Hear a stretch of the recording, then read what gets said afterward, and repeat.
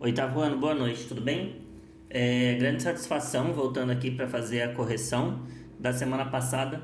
É a penúltima semana que nós vamos fazer as atividades, então eu coloquei um conteúdo novo que vocês ainda não aprenderam, tá? Então prestem bastante atenção, é um conteúdo que vocês vão usar bastante para quem vai fazer prova do Enseja, para quem vai futuramente prestar algum vestibulinho, prestar algum concurso público. É um assunto muito comentado, tá? Então nessa semana, na aula de segunda e na aula de quarta, nós vamos trabalhar um pouquinho de grandezas proporcionais. Vou fazer a introdução sobre o que nós chamamos de regra de 3. E na aula de sexta, como eu sempre faço, alguma revisão. Então nessa semana a revisão é sobre números primos, tá? Decomposição. O que é um número primo, o que é um número composto e como que eu faço a decomposição de um número, tá? Até a gente chegar no MMC. Então vamos lá. Na primeira aula eu trouxe um exemplo prático aqui.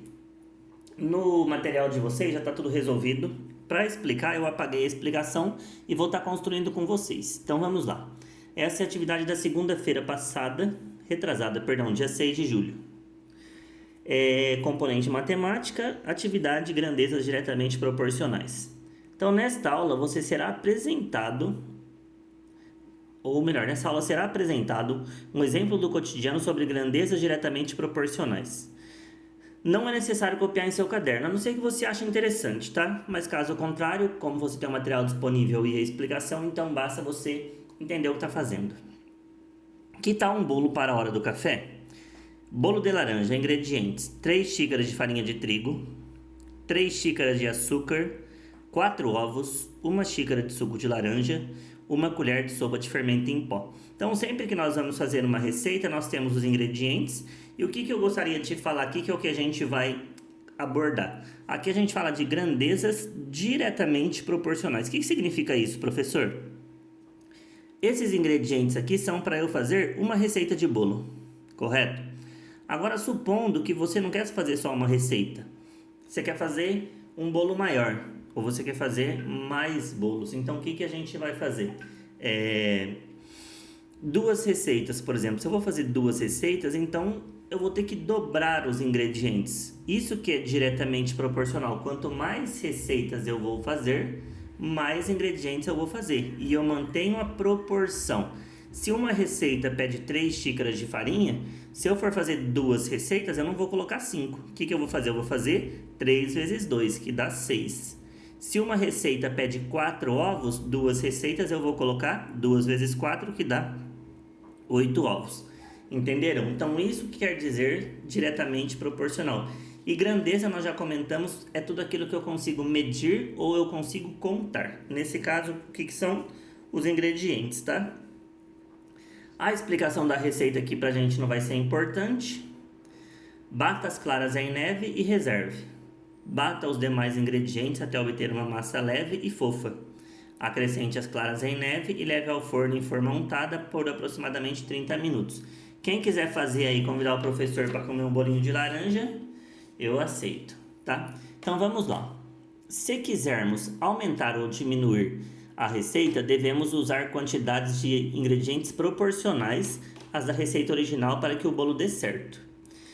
Dizemos que qualquer ingrediente é diretamente proporcional a cada um dos outros. É isso que eu acabei de comentar lá atrás. Se um dobra, o outro também deve dobrar. Se um cai pela metade, o outro também deve cair pela metade e assim por diante. Exemplo: uma receita original. Então aqui é para eu fazer uma receita. Eu vou precisar 3 xícaras de farinha de trigo, 2 xícaras de açúcar, 4 ovos, 1 xícara de suco de laranja e 1 colher de sopa de fermento. Se ao invés de fazer uma receita eu vou fazer duas, então significa que eu vou ter que pegar meus ingredientes e vou ter que multiplicar por 2. Isso é ser proporcional, tá? 3 vezes 2 que dá 6, 2 vezes 2 que dá 4, 4 vezes 2 que dá 8, 1 vezes 2 que dá 2 e 1 vezes 2 que dá 2. Então ele vai falar justamente isso. Dobrando a quantidade de um dos ingredientes, todas as outras quantidades também devem dobrar. As grandezas são 2 a 2 diretamente proporcionais. Quanto mais farinha, mais açúcar. Quanto mais farinha, mais ovo. Quanto mais açúcar, mais suco. Quanto mais ovo, mais fermento. Tá? Então isso quer dizer diretamente proporcional.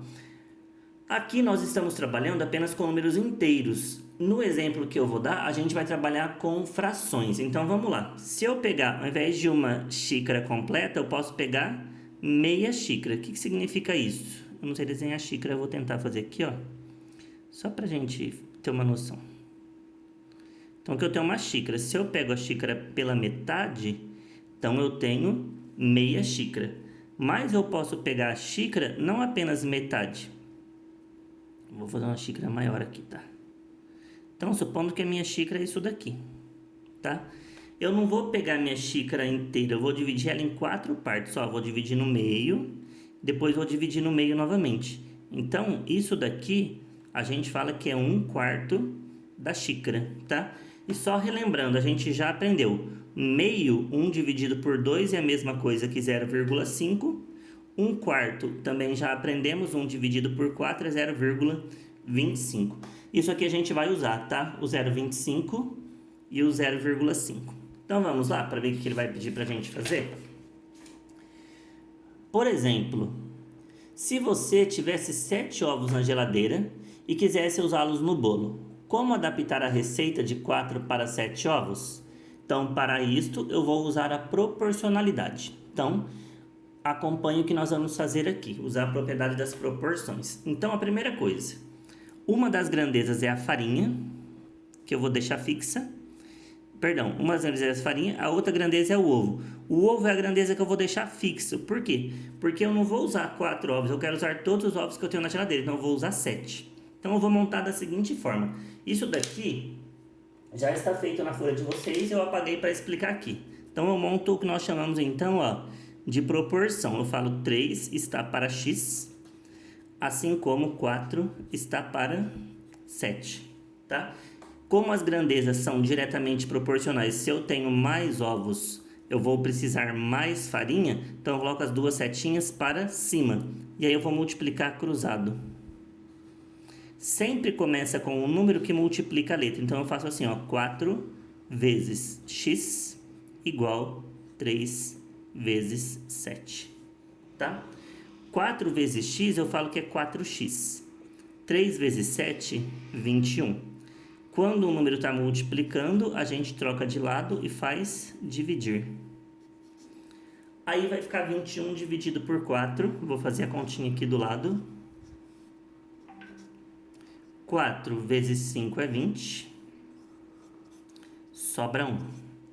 0, 4 vezes 2 é 8. 10 tira 8 dá 2. 0. 4 vezes 5, 20. Então, eu vou precisar o quê? 5,25 xícaras de farinha. Lembra que o 0,25 eu acabei de falar que é 1/4? Então, vou precisar de 5 xícaras inteiras e 1/4 de farinha. Beleza? Então, a gente mostrou aqui como achar a quantidade de farinha proporcional à quantidade de ovos. E aí eu vou fazer isso para todos, vou fazer para todos os ingredientes. Lembrando que eu vou deixar fixo os ovos. Vamos lá? O segundo aqui, ó, é suco de laranja e ovos. Deixa eu dar uma aumentadinha aqui. Então vamos lá. Suco de laranja. Suco de laranja eu tenho... Vou começar com os ovos, tá? Eu tinha 4 ovos, agora eu tenho 7. 4 está para 7. Uma xícara é na receita original, que é uma xícara para cada 4 ovos. Aqui então eu coloquei o x. Novamente, que nem eu fiz lá, ó, sempre começa multiplicando 4 vezes x igual 7 vezes 1. 4 vezes x eu sei que é 4x, 7 vezes 1 é 7, x igual 7 dividido por 4. Então, vou fazer a continha aqui do lado, ó, 7 dividido por 4. 4 vezes 1 é 4, 7 tira 4 dá 3, 0, 4 vezes 7 é 28, 28 tira 30 dá 2, 0, 4 vezes 5, 20, beleza? Então, aqui vai dar 1 xícara, 75. O 75 a gente também já estudou. Se o 0,25 é 1/4, O 0,25 é 1/2, o 0,75 é o que a gente chama de 3/4. Então aqui eu vou precisar 1 xícara de suco de laranja e mais 3/4, tá? E a mesma coisa para o açúcar. Vou começar novamente com os ovos. 4 está para 7, assim como 2 está para x. Cruza, cruza. 4 vezes x igual a 7 vezes 2. 4 vezes x é 4x, 7 vezes 2 é 14. X igual a 14 dividido por 4. Então, ó, uma conta de vezes e o que está multiplicando passa para lá dividindo. Continha aqui do lado, 14 dividido por 4. 4 vezes 3 é 12. Sobra 2. 4 vezes 5 é 20. Então, aqui eu vou precisar 3 xícaras e meia de açúcar. Então, ó, vamos ver o que a gente já fez aqui? Então, aqui eu já tenho a quantidade de açúcar proporcional, 3,5 açúcar.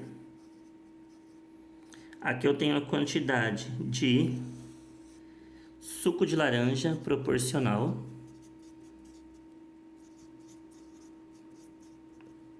3,1/4. E aqui nós também já tínhamos feito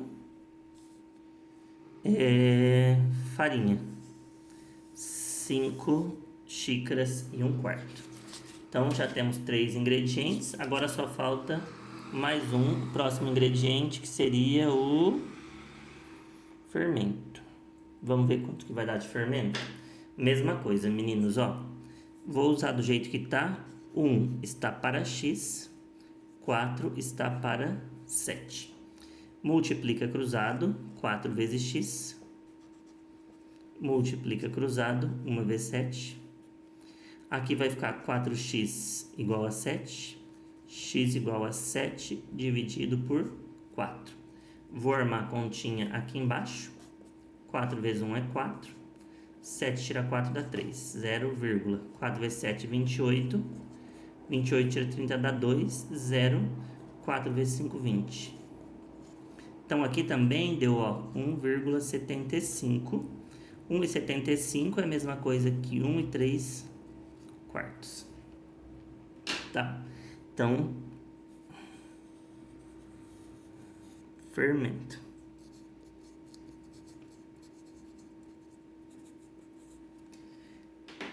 Vocês vão perceber, ó, que fermento e suco de laranja deu o mesmo resultado. Por que deu o mesmo resultado? Porque era a mesma proporção, tá?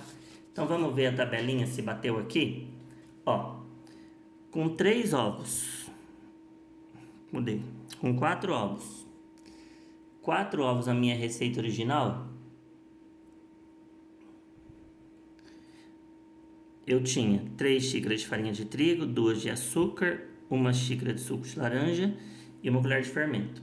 Agora com 7 ovos, vamos pegar aqui, ó, farinha. A gente fez a conta, a farinha deu quanto? 5,1/4 ou 5,25. Tá aqui. Depois, a gente fez o açúcar. O açúcar tá aqui, 3,5, ou a gente poderia ter colocado 3,5, tá? Então, o açúcar também bateu. Os ovos, que é o que a gente manteve. Agora, suco de laranja. Suco de laranja, ó, tá aqui. Então, deu 1 xícara e mais 3/4, ou 1,75, que tá aqui. E o último, que é o fermento, que é a mesma proporção, só que ao invés de xícara, é colher. Então, é a mesma coisa, tá? Nesse caso, nós conseguimos, então, adaptar a nossa receita e nós chegamos, então, à conclusão de que eu consigo sempre manter a minha proporção fazendo esse cálculo, então, que nós chamamos de regra de 3.